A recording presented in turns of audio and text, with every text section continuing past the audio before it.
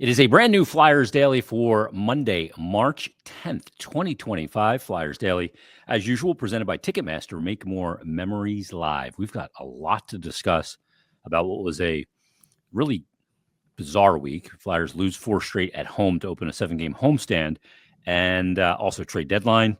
We had a benching in the first period, which we are going to discuss in very serious depth with video, also John Tortorella's comments after the game, and we're going to use some NHL Edge goal visualizer technology. We're going high tech here on the podcast. And joining us from PhiladelphiaFlyers.com and NHL.com, of course, it is Bill Meltzer. Bill, how are you?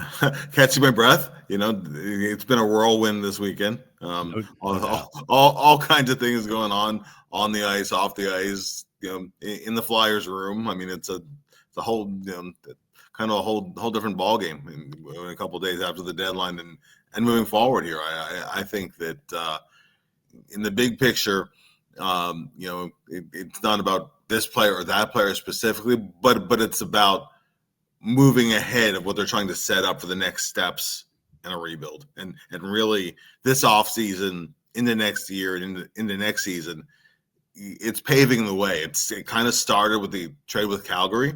That was one step towards it, and the trades the other day were another step towards it. So let's talk about the deadline in particular before we kind of get to specifics on the play on the ice. Obviously, the headline move is that Scott Laughton has moved to the Toronto Maple Leafs. Flyers do get the 2027 first round pick. 27 first round pick, yeah. And he heads to with retention. He's got one more year beyond this. His salary is $3 million, so it's a $1.5 million retention. He takes up that slot, and the Flyers are able to send him the return is that pick and Grebenkin. Yes. What do you think of the trade? First, let's talk about getting the first round pick for Scott Laughton, because it's something that's been talked about over the last couple of years. Oh, they got to trade him if there was a first available. I don't know that there was a first available last year, maybe 2 years ago. There was 2 years ago, yeah. Yeah. So. Last year, I don't think that was the case. And obviously, they were in a playoff position at this time a year ago as well. So, and they were trading Sean Walker, which they got a first-round pick for from Colorado. What do you think of the deal and the return when you look at a 27? I didn't want another first-round pick this year, a late first-round pick. Right. I really didn't. I have enough M&Ms in this draft. Either 26 or 27 was the preference to stagger them. But what do you think of the return of the first and Grebenkin? Because a lot of people, they see the player that was taken or sent back with the pick to the Flyers, and that was kind of made a lot of people joyous. Well, yeah, we'll talk about the draft pick really fast, as you said. This way, over the next 3 drafts, you're moving the assets around as to because you don't want them all. You want all the eggs, especially in this year's draft. Yep. So here the Flyers have multiple first round picks this year and second round picks. A year from now, they have their own pick. And then in 2027 they have their own pick plus Toronto's pick. That's a lot of first rounders in play. Do they end up using all of them? Do they end up packaging something to move up?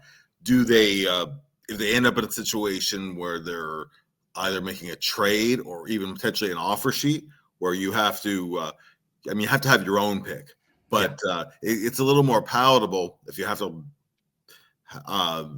sign someone an offer sheet and you are sacrificing a first round pick to at least have a pick in that round. Yeah.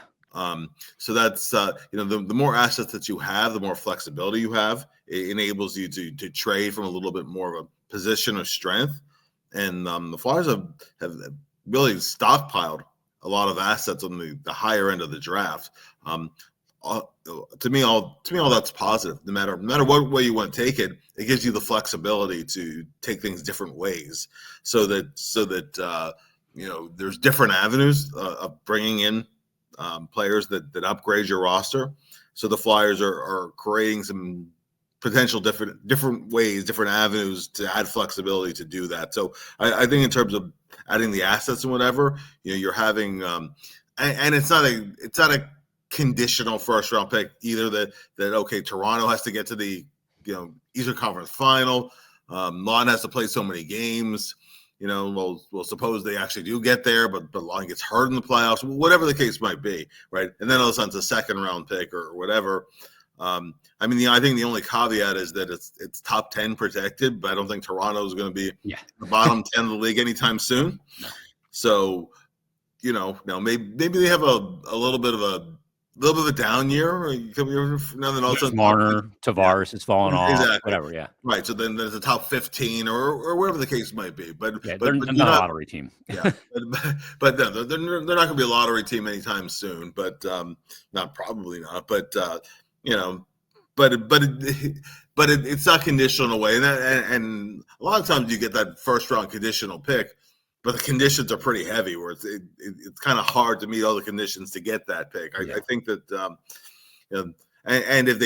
even if it's in a lottery protected position and just kicks out one more year, where wherever the team is picking, that becomes your pick. So, I think from an asset management standpoint, that works really well. Bill, clearly, first round picks are valuable because you see how.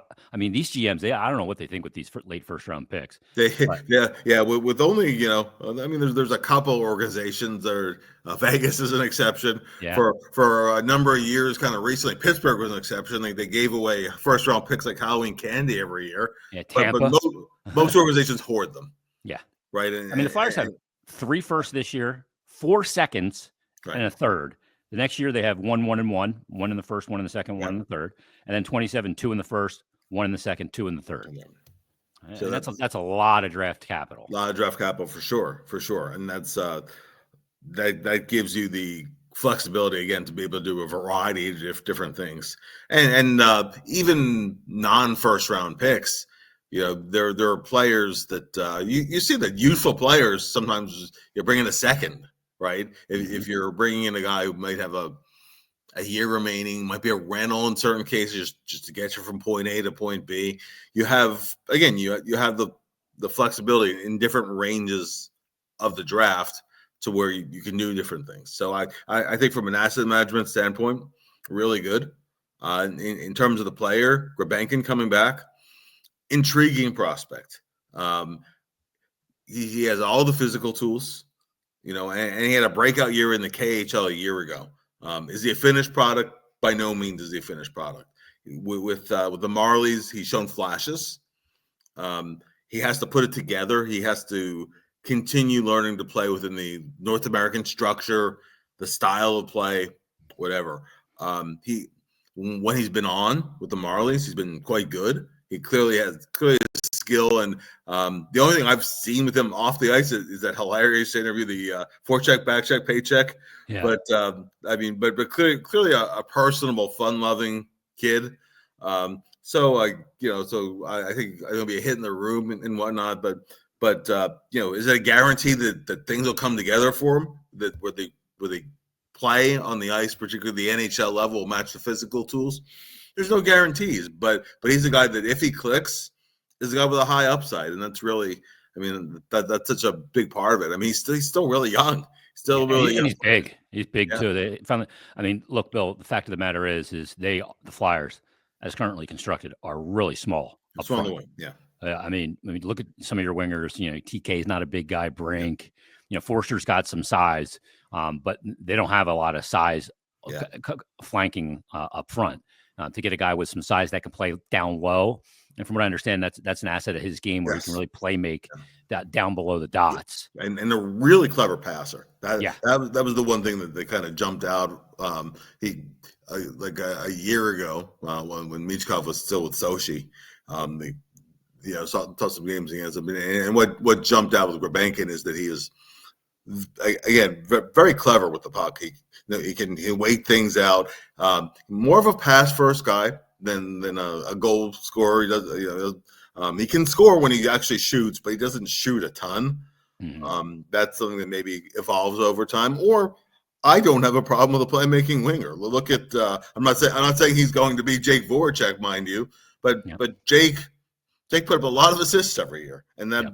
If you have an assist, that means someone's scoring. So that's Look at Panarin.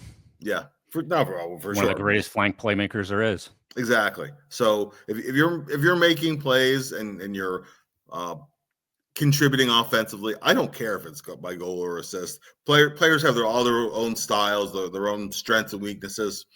If he's a bigger playmaking winger and scores the 15, 16, 18, 20 goal range, fine by me, as long as he's productive. I think the tools are there, and I'm interested to see him develop. Maybe even see some games this year. By the end of the year. Yeah. I always thought Adam Oates never got the credit he deserved because he wasn't a scorer. He was such a good playmaker, though. Yeah. Everybody scored around him, but he never. People love the goal scorer. They love the home run hitter, but you need those guys to set it up as well. And Voracek's another good comparison as well. So Scott Laughton out after a very long tenure with the Flyers. A guy that wanted to be here, Bill, and he was not afraid to verbalize it. He wanted to get it right here. I feel like he got Philadelphia. He understood the fan base here. He ingratiated himself into the culture of the city, and was one of those guys. Look, he's a first-round pick, and he didn't end up being a guy that was a huge points guy. Had to go back down for a year after playing in the NHL and earn it. In Lehigh Valley and figure out what he was going to be as an NHL player. Did that without pouting about it and put the work in. He's a hardworking guy. There is a loss there. I know a lot of people kind of go, "Oh, this guy never scored 60 points or 50 points." But anybody that has played sports or been close enough to it at a high level, those guys that bring what Scott Laughton brought, those other intangibles that you can't measure statistically, they matter, and it is a loss. There's no doubt about it. When John Tortorella was hired, they didn't name a captain. One player got a letter, and it was him. And and that spoke a lot about the character of the player.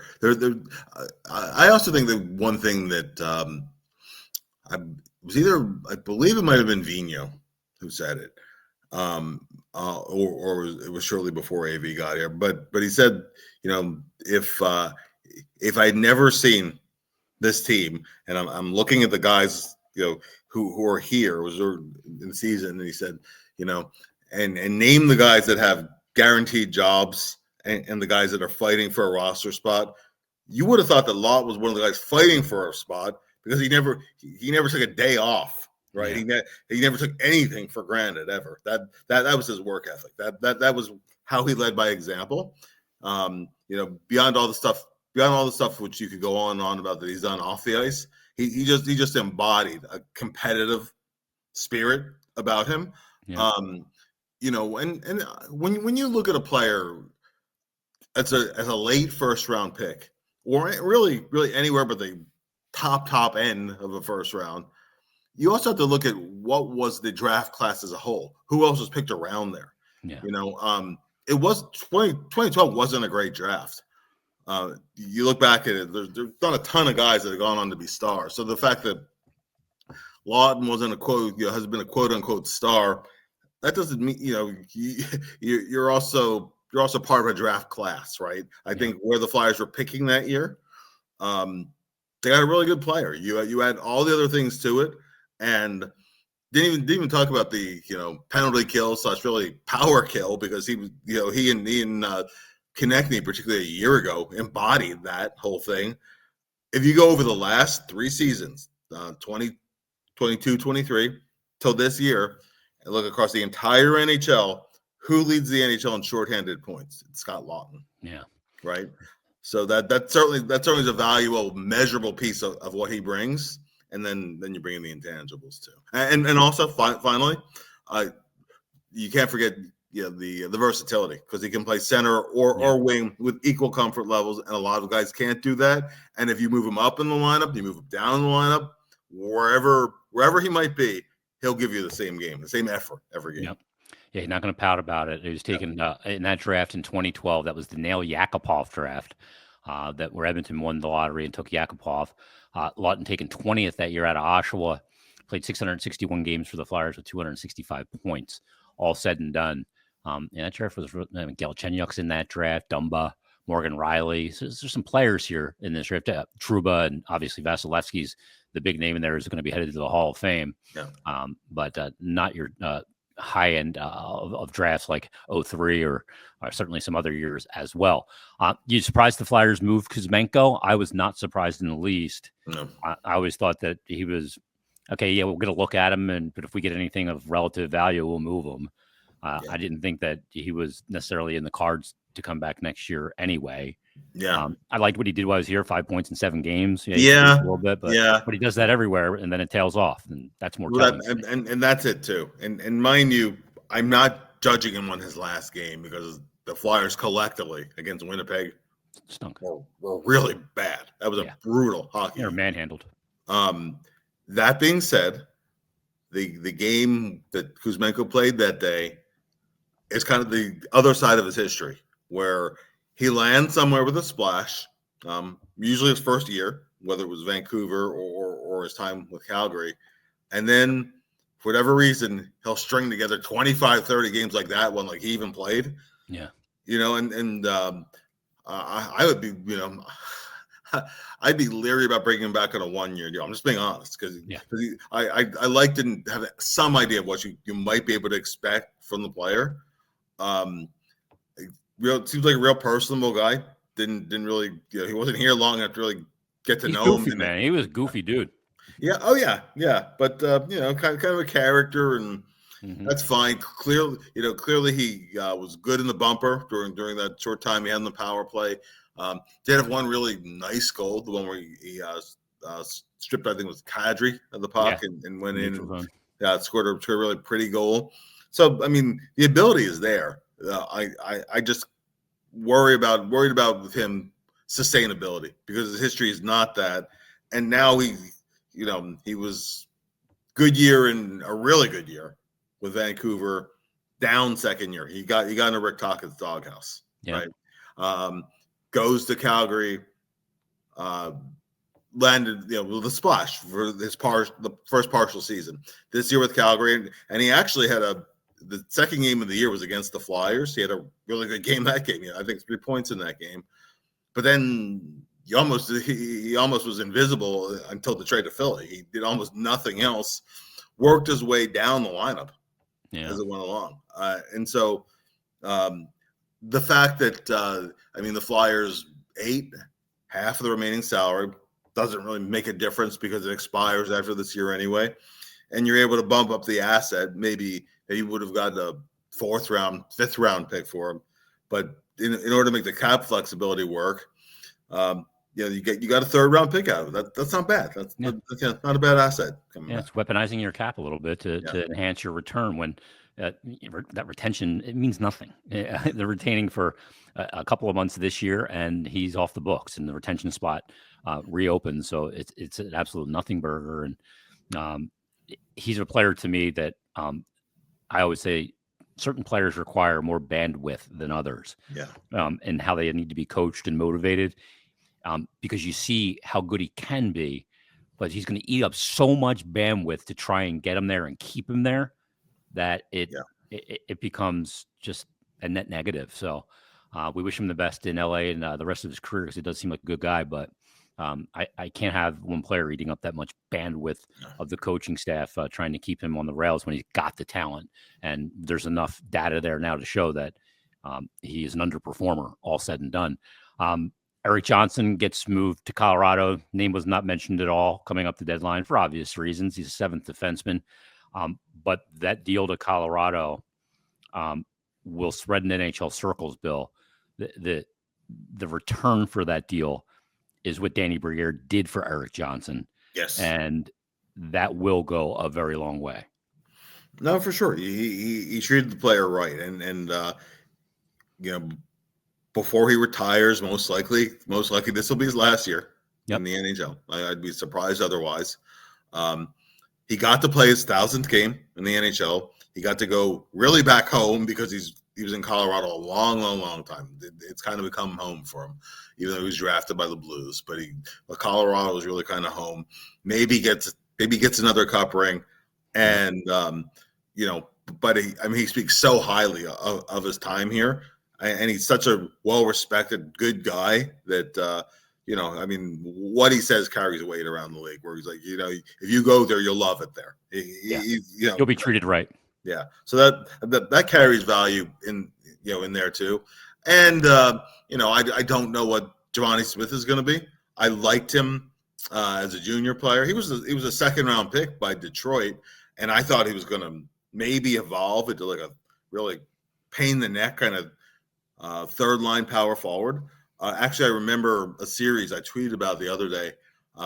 He was traded to Kitchener at the trade deadline that year, and they had a series against the Sioux Greyhounds. That was the year the Greyhounds just kind of ran away with the best record in the regular season. They had Frost, they had Boris Kachuk, they had Taylor, they had Radish, they had Barrett Hayton, they had Rasmus Sandin, just a stacked team. Yeah. And they went up against Kitchener, and Kitchener showed them no respect. It was such a war of a series that it really, even though Greyhounds ultimately prevailed in that series, they had nothing left for the conference final against Hamilton, and Hamilton ended up beating them in an upset.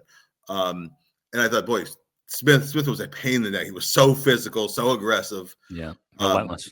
Yeah, and I really thought this is a guy who's going to have a pretty good NHL career. So, I mean, he's played some in the NHL, played a little bit with Detroit, played with Colorado a little bit, with San Jose.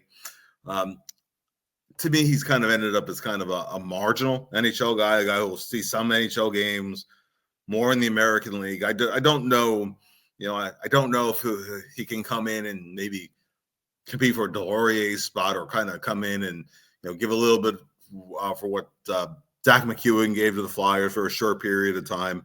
Mm-hmm. And maybe he gives you something, maybe he doesn't. As you said, really, it's about how Erik Johnson was treated on the way out, and to me, anything you get out of Smith is a bonus. We'll tell people to search on social media for Nathan McKinnon's response to Erik Johnson being reinserted into that room. Yeah. And it'll tell you a lot about what those kind of guys mean to a team as they navigate trying to win a cup, and in this case, another cup. And odd twist of fate, Giovanni Smith and Erik Johnson tussled earlier this season. Right? Yeah, it was Michkov, a very awkward looking fight, I will say, to say the least. So deadline come and gone.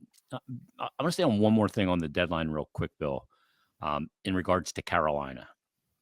Because they obviously last year they traded the deadline. They get Jake Gensel. He opts not to sign there, and he heads to Tampa and signs the long-term deal. This year they trade for Mikko Rantanen. It was a blockbuster deal with Martin Necas, who didn't want to extend there either, who couldn't get a contract done. Yeah. And he goes to Colorado, and Rantanen never finds his footing there.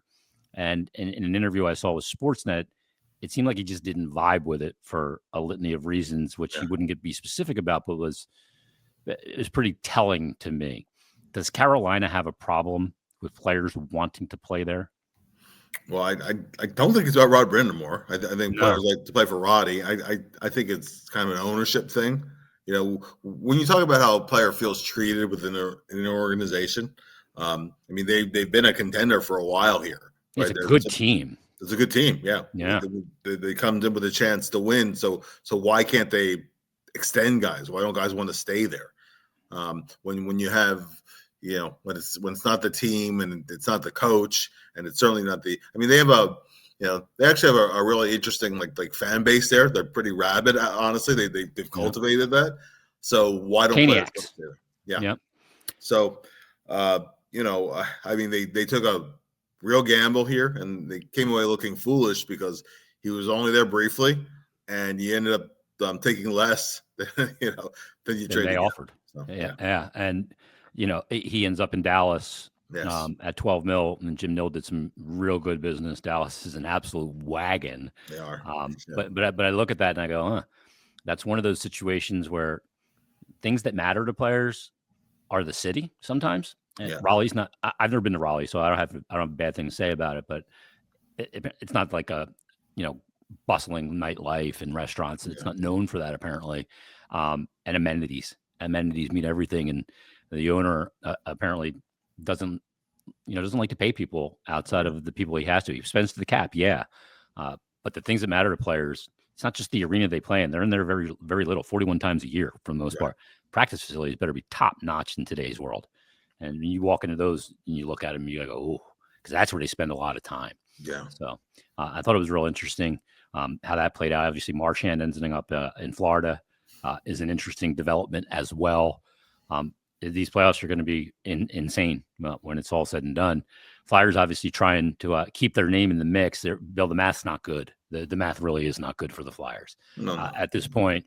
And this 4-game skid that they're mired in right now, it certainly didn't help. And they're kind of limping the way they did at the end of last year. They scored 1 goal in their last 3 games each, and 3 goals in the 6-3 loss to Calgary. They sit at 65 games now, 27, 30, and 8 on the year, minus 33 in goal differential. Losers of 4 straight. Is this the kind of the coffin that they're heading into for this season, and have to play these games out, find meaning in them because they still mean something, and individual players got to get things out of them. Guys like Jamie Drysdale. And I mean, those are things you're hoping to see. You're hoping to see guys take a step forward, with the caveat that there's there's always pressure, right? And particularly what you put in your but in terms of making a push for the playoffs in really meaningful games, that's unlike last year where the Flyers went into the final game of the season with at least a chance. Yep. Beat Washington, see how the rest of that would have worked out. Of course, it was a must-win in regulation, but at least it had meaning. I mean, the Flyers are quickly getting to the point they really had to make a move this homestand. To me, that Calgary game, and I've seen quite a bit of the Flames, particularly lately. Staggered start times. I am interested, of course, in how Farabee and Frost are playing. Yesterday was kind of dividing attention between that game and then Toronto's game to watch Scott Laughton's debut. Yeah. But Calgary came into Philly having been shut out twice in a row. And then in the game after that, they were playing their 5th game in 8 nights. The Flyers were rested. They just been shut out twice. In the one game they weren't shut out. They got a goal late in the 3rd period that was 1 or 2 seconds after 5-on-3 expired. Yeah. Right, and that was their only goal in 3 games. And then they come in and the Flyers, before they knew it hit them, we're down 3-0. In that game, I had wondered I think one thing that with John Tortorella I wonder about sometimes. I don't think he makes great use of timeouts sometimes. I thought at 2-0, you don't have to say anything, make a big speech on the bench. Calm it down. Just call timeout, take a deep breath, and just settle things down a little bit. There wasn't a timeout, and then they give up a 3rd goal almost right away. Yeah. Then the next button was changing goalies, and other than 1 goal, Fedotov played pretty well the rest of the way. But I don't know. Do I think a timeout would have changed things the way that they went? Probably not. But I was really disappointed in that performance. Everything was lined up for the Flyers to come out and beat a Calgary team that was kind of low confidence coming in. Should have been tired. Their 5th game in 8 nights. It was just a terrible performance, and then it got worse.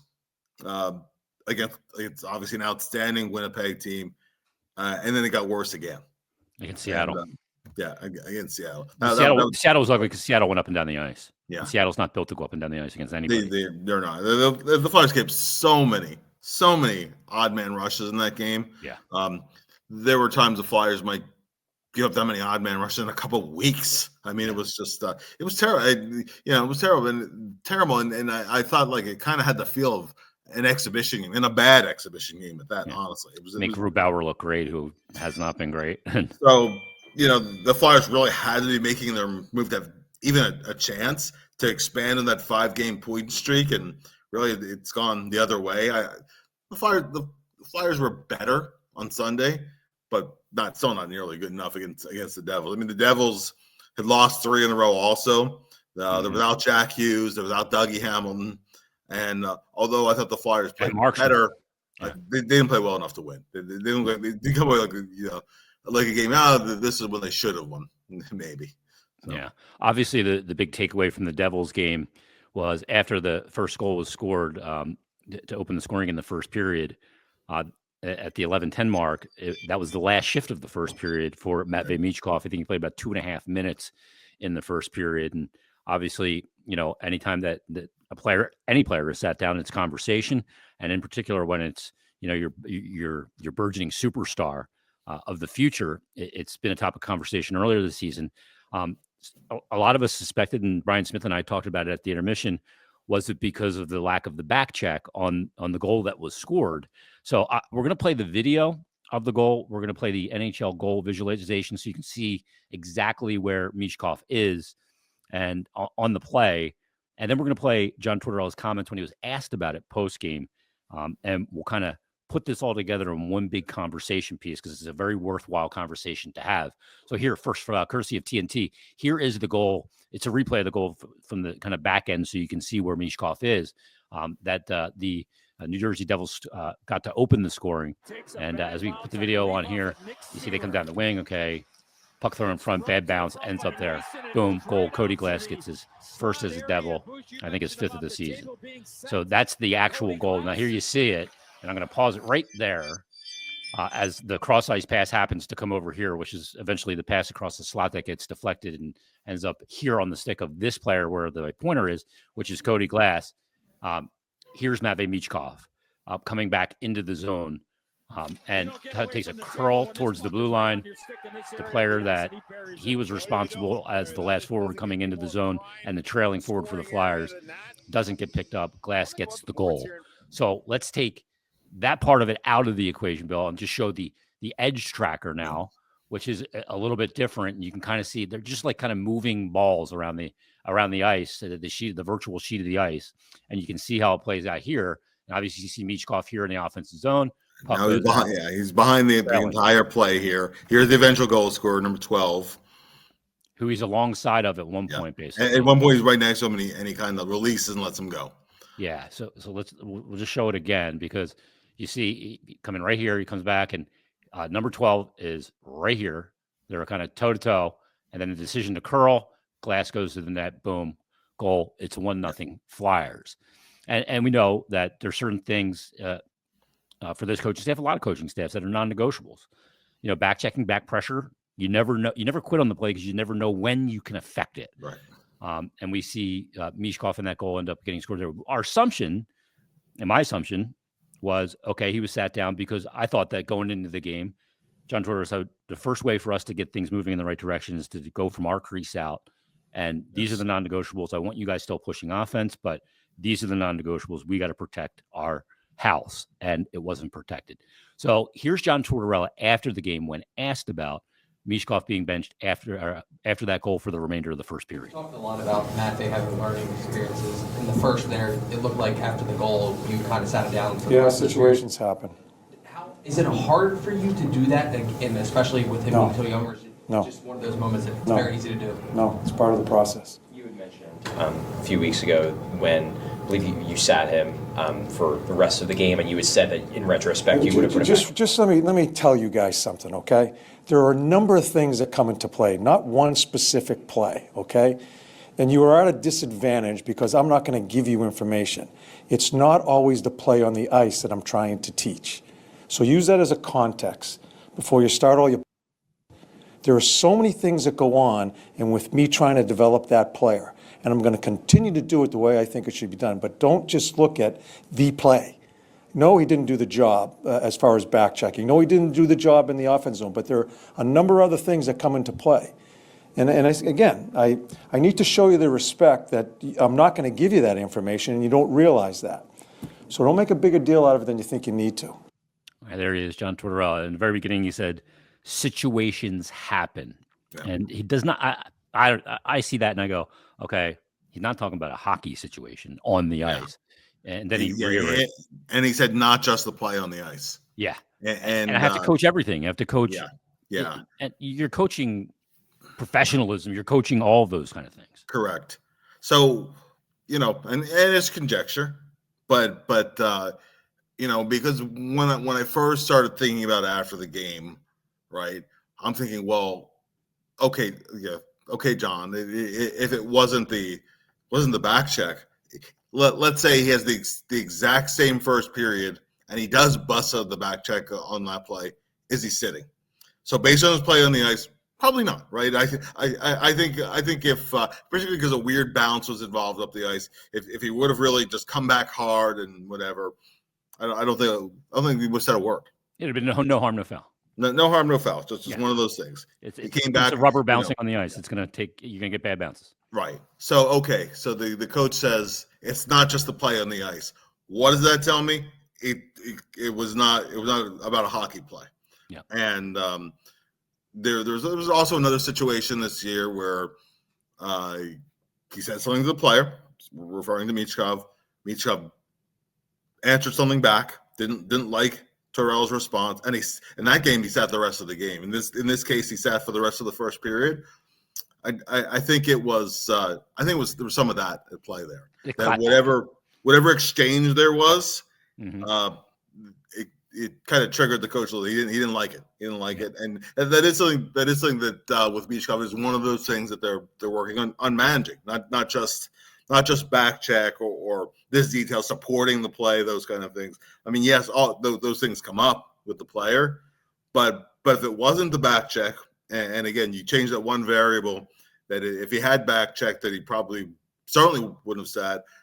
So maybe you're in a situation where he would have still been out for his next shift, but there'd be some coaching going on the bench. Yep. Had he reacted in the way that was wanted of him, he didn't. Again, that's conjecture, but but then he sits the rest of the period, and then the pieces fit where you're saying, okay, so he's saying it's not always necessarily the play on the ice. It wasn't about the play. That to me is where those pieces kind of fit together as a logical explanation of all that transpired there. And I believe it's really important. Some people will go, get over it. He's going to be your star player. He needs to play. Why are you benching him? That's ridiculous. I don't think you let those things go with a young player, because if you enable early, right, you are now going to have to enable forever, because the player is going to know. And not only that, but every player on the team would also know. Right. And then you've got anarchy. And I would say too, I certainly don't want, particularly a talent like Michkov, looking over his shoulder about making a mistake on the ice. Yeah. On the flip side, part of it is learning to be a pro, learning to handle things in a mature and responsible way. Part of that is reinforcing that message. And he sat for part of a period. He was back for his first shift of the second period. Go out there and play. So I've been critical at times of situations where I think there might have been a lapse on the ice, and he would sit some shifts where I really would have liked him situationally. But in this situation, again, assuming that that our read on what happened or may have happened is what actually happened, I don't have a problem sitting him for the rest of the first period in that case. Yeah, I think the read that you bring, I mean, for people, if you want to go back and rewatch what we just played from Torts, it's pretty obvious. Yeah. He's telling you without telling you. And some will say, well, why doesn't he just say it to the media? Because a coach doesn't air that laundry in public. They don't do that. Because, and it's one of the reasons a lot of guys like playing for Torts, because he'll take those bullets, and players like when a coach doesn't air that kind of stuff publicly and does it behind closed doors. So, I think it's something that needs to be stemmed immediately. And apparently, I imagine the first intermission, there was he came into the office and is stern talking to what's acceptable and what's not. Now I go out there in the second period and score me a goal. Go do what you do. Be an offensive playmaker. And he's been of late for the Flyers since Four Nations. He's been one of their. Sure. I go back a year ago. It was a situation with Bobby Brink. It was a game against the Devils. It was in Jersey. Yep. And it was a couple mental / physical lapses. I did not like how Torts handled that situation. He berated him as he came off the ice. Yeah, he berated him, and then he turned around and came over and started yelling at him again. I thought that was a little too much, and sat on top of that. Didn't see another shift that game. In this situation, no problem. Yeah, no doubt about it. We'll see where everything goes this week. It's homestand continues coming up on Tuesday as Claude Giroux will be in town. The Ottawa Senators got it together as we tape this. Wild card number 1. They made the Norris deal, get Cousins, and their team looking to get back into the Stanley Cup playoffs. Buffalo, not so much, but it'll be coming up with Giroux and the Ottawa Senators tomorrow. We'll preview that game on tomorrow's episode. Anything else you want to get to here, Bill, in this one, or did we pretty much cover it all? Yeah, we'll save some stuff for next Sunday. Yeah, absolutely. Read Bill's work at PhiladelphiaFlyers.com and NHL.com, and we will join you tomorrow to preview Flyers, Senators, and much more. I'm efforting to get Danny Briere on as well, so we'll see how that plays out maybe tomorrow or maybe coming up on Wednesday as well. So we've got some time to do that. So stay tuned here to the podcast. Everybody, thanks for listening. Thanks for watching. Smash that like button down below. Leave us a 5-star rating and review, and we'll talk to you next time on a brand new Flyers Daily.